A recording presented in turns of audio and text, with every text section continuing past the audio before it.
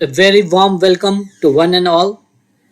The topic for today is transmission of impulses, nerve impulses की transmission. Mainly we will be discussing about a topic called synapse. Hindi में से अंतर्ग्रथन कहा जाता है, तो आज हम लोग अंतर्ग्रथन के बारे में जानेंगे। नर्व इम्पल्स हम लोग डिस्कस कर रहे हैं, जैसे कि इस वीडियो में भी आप एक एनिमेशन में भी देख सकते हैं कैसे एक्शन पोटेंशियल ये न्यूरॉन के पास पहुंचा हुआ है, जो इसके टर्मिनल एक्सॉन टर्मिनल्स है, और वहां से कैसे एक दूसरे न्यूरॉन या फिर दूसरे कोई भी टारगेट सेल जैसे कि मसल या ग्लैंड हो, वहां पे एक्शन पोटेंशियल कैसे पहुंचता है। तो इस जगह से दूसरे सेल के पास कैसे एक्शन पोटेंशियल पहुंचता है, इसको जानने के लिए हमें आज समझना होगा व्हाट इज सिनैप्स। तो nerve impulse we have already discussed across axon, जो हम लोगों ने माइलिनेटेड और अनमाइलिनेटेड एक्सॉन के बारे में स्टडी किया है, and today we'll be discussing how nerve impulses it flows across synapse. synapse क्या है? सबसे पहले तो ये वर्ड का मतलब जानना बहुत ही जरूरी है कि what is synapse. synapse का एक्चुअल मतलब क्या है? synapse से आप लोग क्या समझते हैं? जो वर्ड sin का मतलब क्या होता है? Together. sin stands for together. Apps word derive from generally a word called hapsis. hapsis word से लिया गया है, जिसका मतलब होता है टू क्लास्प, है ना, क्लास्प या फिर टू फास्टन, है ना, फासन योर सीट बेल्ट्स बोलते हैं ना, वही फासन। तो दोनों को जकड़ के मजबूती एक जंक्शन एक बना के रखना, तो इस जंक्शन को क्या बोलते हैं? सिनैप्स. तो something that fastens together, something that clasp together is called as synapse. तो किस चीज के बारे में ये दोनों, किस चीज, कौन से चीज जुड़ेंगे, कौन से दो सेल जुड़ेंगे, उसके बारे में हम लोग आज स्टडी करेंगे. तो जनरली दो न्यूरॉन्स के बीच में तो हो ही सकता है, जैसे कि हम लोग इस चैप्टर में पढ़ रहे हैं, but it can also happen between one neuron and one muscle, और one neuron and one gland, और टू कार्डियक मसल सेल्स. जो कार्डियक स्पेशलाइज्ड मसल सेल्स होते हैं, उन दोनों के बीच के जंक्शन को भी सिनैप्स कहा जाता है. तो it is a junctional region between two sales.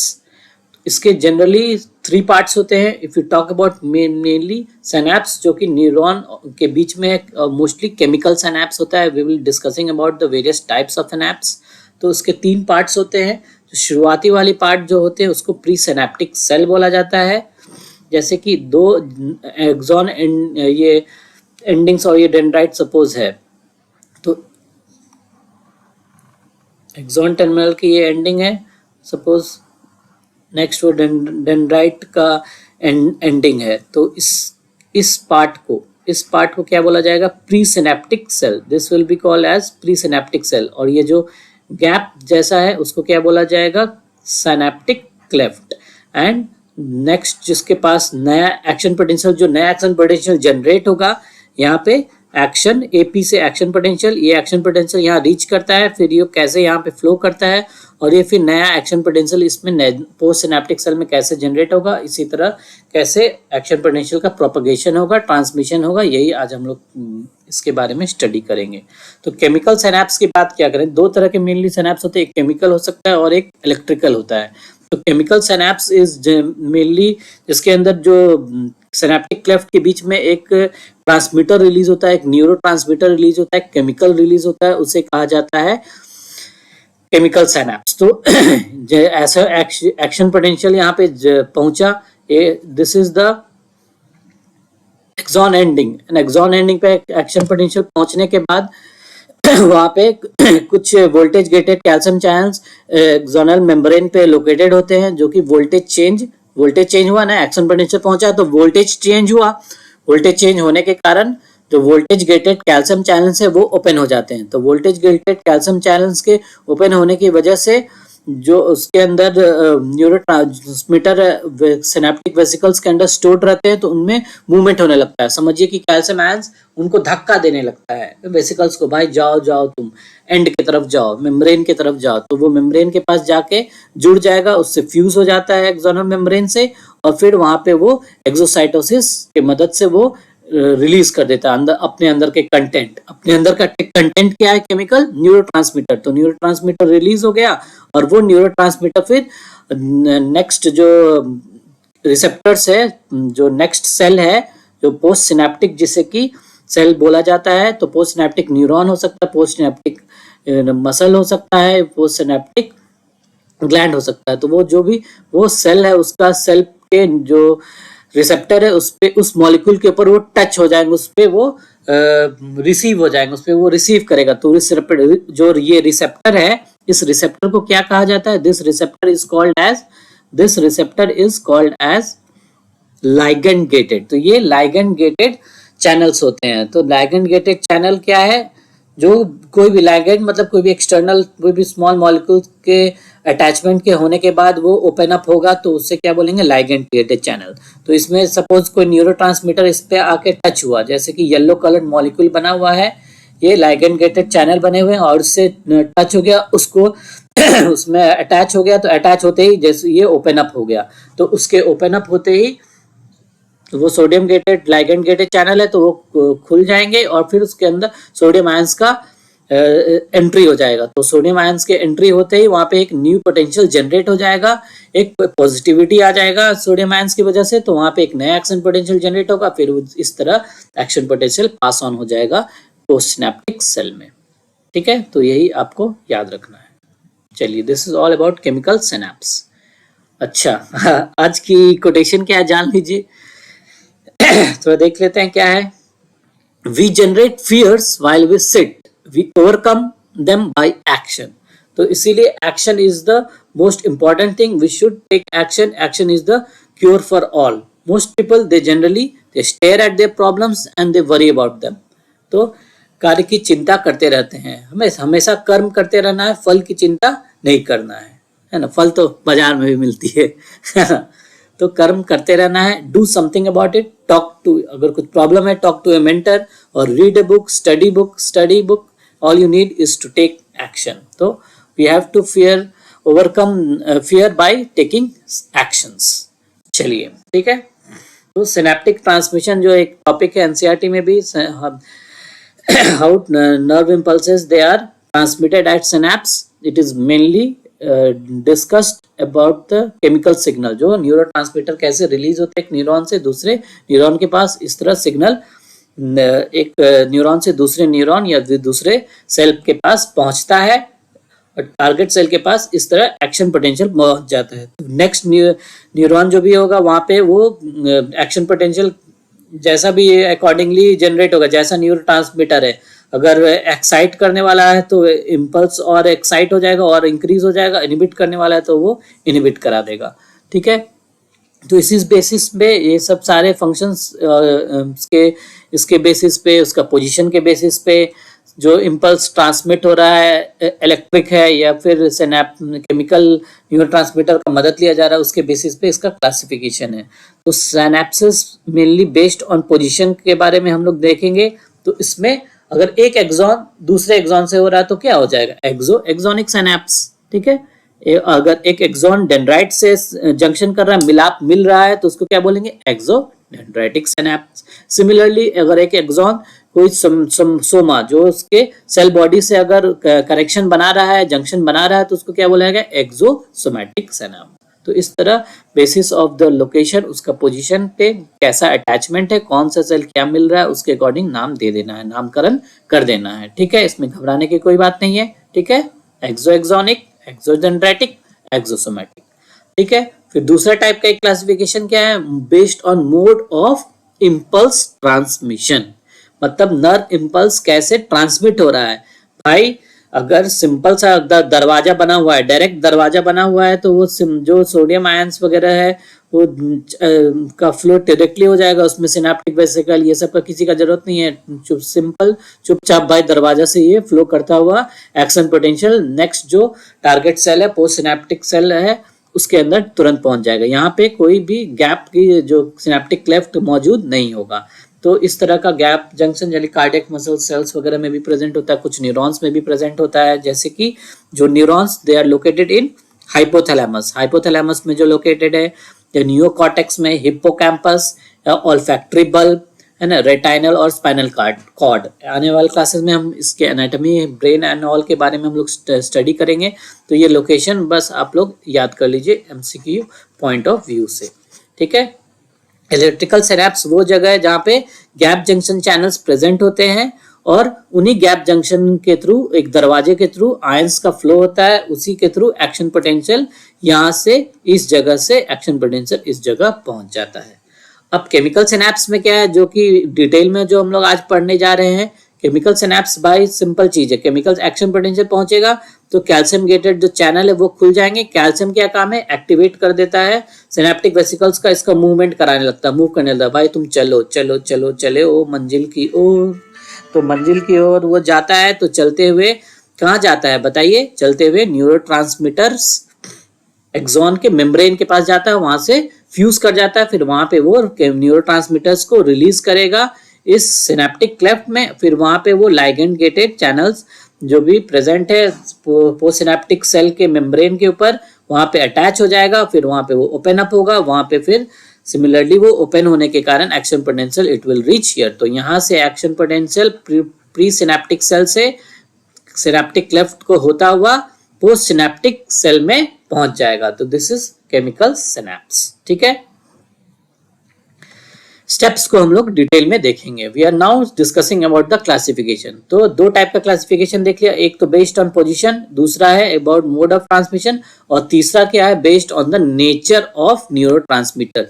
जो हमारे न्यूरोट्रांसमीटर का जो नेचर है, जैसे कि अगर जनरली एसिटाइल कोलिन है ना, ACH जो लिखा हुआ है, एसिटाइल कोलिन क्या होता है, एक्साइटेटरी होता है, वो स्टिमुलेट करता है एक्शन को और मतलब बढ़ाता है जो भी एक्शन पोटेंशियल है वो सामने वाले न्यूरॉन में वो और अपना पास ऑन कर देगा, इंक्रीज करेगा। ठीक है, तो वो एसिटाइलकोलिन हो गया या एपिनेफ्रिन हो गया, तो और पॉजिटिव एक्शन एक्सेलरेटिंग एक्शन होगा एपिनेफ्रिन और एपिनेफ्रिन का। अगर सिमिलरली एक सामने वाले न्यूरॉन का एक्शन को इनिबिट कर देगा, तो ऐसे न्यूरोट्रांसमीटर्स जो कि इनिबिट करेंगे, जैसे कि डोपामाइन हो गया, गाबा हो गया और ग्लाइसिन हो गया, तो ये सब इनिबिट करेगा। तो उस बेस पे इसका क्लासिफिकेशन है। तो एक तो हो जाएगा एक्साइटेटरी सिनेप्स और दूसरा क्या हो जाएगा, इनिबिटरी सिनेप्स। तो एक्साइटेटरी सिनेप्स क्या होगा, जिसमें कि न्यूरोट्रांसमीटर्स का मदद लिया गया जो कि एक्साइट करते हैं। इनिबिटरी सिनेप्स क्या हो गया, जिनमें उन न्यूरोट्रांसमीटर्स का मदद लिया गया जो कि एक्शन पोटेंशियल को इनिबिट करते हैं। ठीक है, तो एक क्लासिफिकेशन न्यूरोट्रांसमीटर्स का भी आप लोग जान सकते हैं, कुछ बेसिक्स तो एटलीस्ट ये जो याद रखना ही, एसिटाइलकोलिन, नॉरएपिनेफ्रिन और epinephrine, they are the mainly excitatory के लिए रिस्पॉन्सिबल है। कुछ इसमें ओवरलैप भी हो सकते हैं कुछ चीजें, जैसे कि डोपामाइन एक्साइटेटरी भी होता है, कुछ में इनिबिटरी भी होता है। ठीक है, और इनिबिटरी के अंदर गाबा, ग्लाइसिन, ये सब याद रखिएगा, नाइट्रिक ऑक्साइड, हिस्टामाइन। ठीक है, हिस्टामाइन भी दोनों तो हो सकता है, histamine can be both inhibitory and excitatory, you can remember the column. ठीक है, क्या याद रखिएगा, एक्साइटेटरी में एसिटाइलकोलिन होता है सर, नॉरएपिनेफ्रिन, एपिनेफ्रिन। ठीक है, ये तीन याद रखिएगा। फिर इनिबिटरी में गाबा होता है, ग्लाइसिन होता है। ठीक है, चलिए, गाबा क्या होता है, gamma amino butyric acid, gamma amino butyric acid. तो गाबा याद रखिएगा, MCQ पॉइंट ऑफ व्यू के लिए इंपॉर्टेंट है। ठीक है, चलिए, now next will be discussing about the steps in chemical synapse. जो केमिकल सिनेप्स जो हम लोग पढ़े हैं ना, केमिकल और इलेक्ट्रिकल दो टाइप का होता है, तो केमिकल सिनेप्स के बारे में हम लोग एक स्टेप्स जान लेते हैं। ठीक है, जो मैंने आपको पॉइंट फॉर्म में ये लिखा हुआ, बहुत आसानी से समझ सकते हैं आप लोग। सबसे पहले तो कोई भी एक्शन पोटेंशियल यहाँ पे पहुंचा, एक्शन पोटेंशियल रीच किया, रीच होने के बाद जो वोल्टेज गेटेड कैल्शियम चैनल्स है, जो वोल्टेज गेटेड कैल्शियम चैनल्स है वो ओपन हो जाएंगे। फिर उसके बाद वोल्टेज होने गेटेड चैनल के ओपन होने की वजह से इंटरस्टिशियल फ्लूइड में जो कैल्शियम आयंस प्रेजेंट है वो अंदर आने लगेगा, कैल्शियम आयंस अंदर आने लगेगा, और फिर वो they will cause movement of synaptic vesicles. तो ये calcium ion signal send enter करेगा और सिग्नल सेंड करेगा सिनेप्टिक वेसिकल्स को, जिसके अंदर की न्यूरोट्रांसमीटर्स भरा हुआ है। तो सारे vesicles they will start moving towards the membrane, उनको धक्का देंगे, चल बेटा चल, टुवर्ड्स द बाउंड्री की तरफ इसे ढकेलेंगे और वहां पे जाके डॉक हो जाएंगे। कैसे जहाज डॉक हो जाता है ना, तो वो डॉक प्रोटीन के साथ जुड़ जाएंगे और फिर वो एक्सोसाइटोसिस की मदद से उसको रिलीज कर देंगे। तो न्यूरोट्रांसमीटर्स इस सिनेप्टिक क्लेफ्ट में रिलीज हो गया। तो this is pre synaptic cleft और ये प्री सिनेप्टिक सेल है और सिनेप्टिक क्लेफ्ट में न्यूरोट्रांसमीटर पहुंच गया और यहाँ पे लाइगेंड गेटेड जो चैनल है उससे वो न्यूरोट्रांसमीटर्स बाउंड हो जाएंगे और फिर वो जैसे ही बाउंड होंगे और फिर ताकि बाउंड होते ही वो ओपन अप हो जाएंगे। वो ओपन अप हो जाएंगे तो जो इंटरस्टिशियल फ्लूइड में जो सोडियम आयंस वगैरह प्रेजेंट है वो अंदर पहुंच जाएंगे और फिर एक न्यू एक्शन पोटेंशियल इस तरह से जनरेट हो जाएगा पोस्ट सिनेप्टिक सेल में। तो this is the third post synaptic cell. तो pre synaptic cell, synaptic cleft और पोस्ट सिनेप्टिक सेल ये तीनों मिला के साइनैप्स हुआ और इस तरह एक्शन पोटेंशियल मूव करता हुआ प्री सिनेप्टिक से पोस्ट सिनेप्टिक सेल की तरफ पहुंच जाता है। ठीक है, this is the steps in chemical synapse. क्या हुआ सबसे पहले एक्शन पोटेंशियल जनरेट हुआ, जो भी नर्व एक्शन पोटेंशियल है वो यहाँ पे वो आया। फिर उसके बाद कैल्शियम आयंस का एंट्री हुआ, calcium voltage gated channel open हुए। उनके ओपन होने की वजह से एसिटाइल कोलिन सिनेप्टिक वेसिकल्स को वो धक्का देते हुए कहाँ पे भेजा, यहाँ पे बाउंड्री की तरफ एक्सॉन मेम्ब्रेन से वो जाके फ्यूज हो गया। फ्यूज होने के बाद वो एसिटाइल कोलिन फिर रिलीज हो गया सिनेप्टिक क्लेफ्ट में। रिलीज होने के बाद वो जो रिसेप्टर्स प्रेजेंट है यहाँ पर उससे बाउंड हो गया और फिर बाउंड होने की वजह से जैसे कि लाइगेंड गेटेड चैनल हो गया, सोडियम लाइगेंड गेटेड चैनल, तो सोडियम चैनल्स खुल गए। तो सोडियम आयंस इसके अंदर आ गए, सोडियम आयंस अंदर आ गए, मतलब कि एक्शन पोटेंशियल जनरेट हो गया यानी कि सिग्नल पहुंच गया यहाँ पे। तो सिग्नल एक्सॉन बल्ब जो है एक्सॉन टर्मिनल से पोस्ट सिनेप्टिक सेल में पहुंच गया। अगर वो मसल है तो वहां पे मसल कॉन्ट्रैक्शन करवा देगा, अगर वो ग्लैंड है तो ग्लैंड का सिक्रीशन रिलीज करवा देगा, अगर वो न्यूरॉन है तो न्यूरॉन में जैसा सिग्नल पहुंचाना है भाई, सिग्नल एक जगह से दूसरे जगह दूसरे न्यूरॉन को सिग्नल पहुंचा देगा। तो इस तरह जिस तरह का टारगेट सेल है वैसा उसका एक्शन होगा। ठीक है, तो ये स्टेप्स याद रखिएगा। एक्सॉन टर्मिनल पे एक्शन पोटेंशियल पहुंचा, वोल्टेज गेटेड कैल्शियम चैनल्स खुले, कैल्शियम आयंस का एंट्री हुआ, कैल्शियम आयंस फिर वेसिकल्स को तरह सिग्नल सेंड किए, वेसिकल्स बोला चलो हम चलते हैं बाउंड्री की तरफ। एक्सॉन मेम्ब्रेन के पास जाके वो फ्यूज हुआ, फ्यूज होते ही न्यूरोट्रांसमीटर्स को वो रिलीज किया सिनेप्टिक क्लेफ्ट में वहां पे जाके neurotransmitters they bound to the receptor of the post synaptic cell पे बाउंड होते ही वहां पे जो रिसेप्टर है that is the ligand gated channel. तो सोडियम वाले लाइगेंड गेटेड चैनल ज्यादा एक्टिव होते हैं, उससे जाके वो बाउंड हो जाएगा तो सोडियम आयंस ओपन हो जाएंगे। सोडियम आयंस ओपन होते ही बस इसी का तो इंतजार था, सोडियम आयंस ओपन हो गए तो एक्शन पोटेंशियल जनरेट हो गया। एक्शन पोटेंशियल जनरेट होते ही सिग्नल पहुंच गया जहां पे उसको पहुंचना था, अपने गंतव्य स्थान पे पहुंच गया। ठीक है, चलिए ये तो हो गया। अब एक्शन पोटेंशियल पहुंचा दिए जहां से पहुंचाना था हमें अपने मंजिल के पास। अब एसिटाइल कोलिन का फेट के बारे में जान लीजिए। ACH क्या है? Acetyl choline neurotransmitter.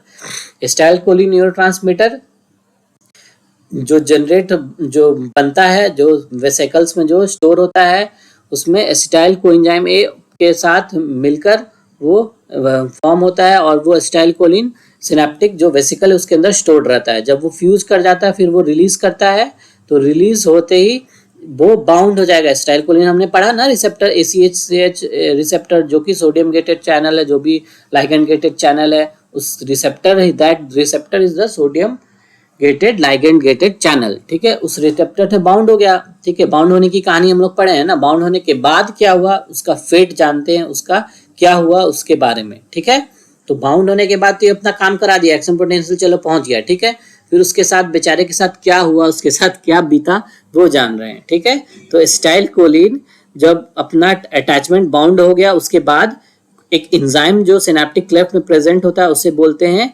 Acetyl choline एस्टेरेज। क्या बोलते हैं? Acetyl choline esterase. ठीक है, acetyl choline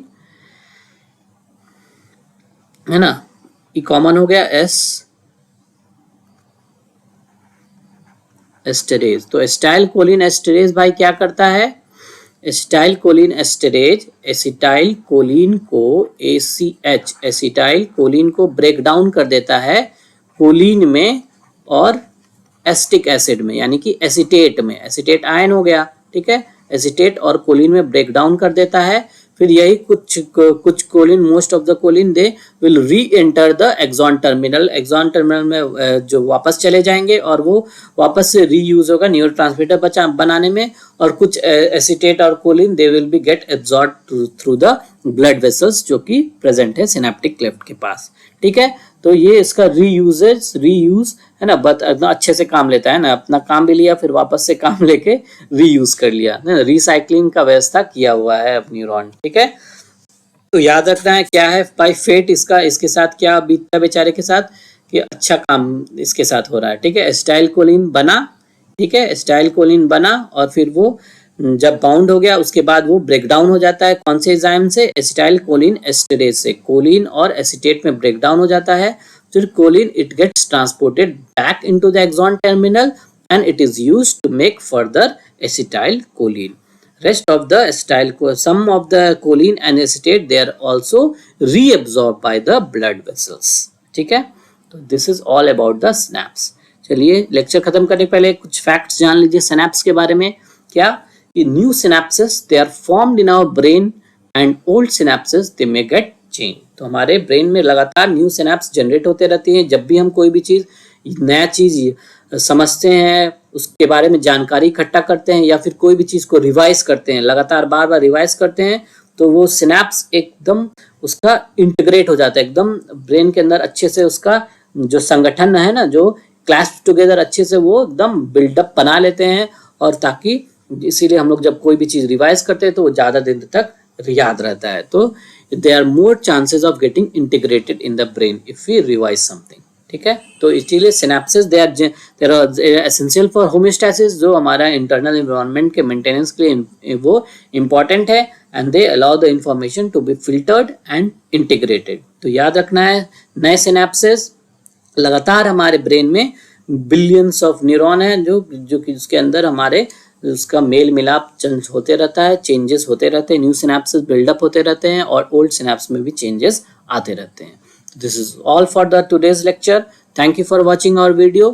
Do subscribe our channel Dr. Ujjwal Biology Classes. Please like the video and share with your friends. Thank you so much for watching the video. Thank you.